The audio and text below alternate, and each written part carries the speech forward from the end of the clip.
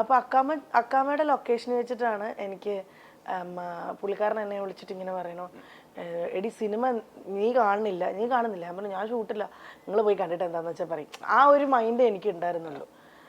അപ്പോൾ പുള്ളി കണ്ടിട്ട് പറഞ്ഞു എടി പടം സൂപ്പറാട്ടോ എന്ന് പറഞ്ഞു. ഞാൻ പറഞ്ഞു അപ്പോഴും എന്നെ നന്നാക്കാൻ നല്ലതാണെന്ന് പറയാൻ വേണ്ടിയിട്ടാണെന്ന് വിചാരിച്ചു.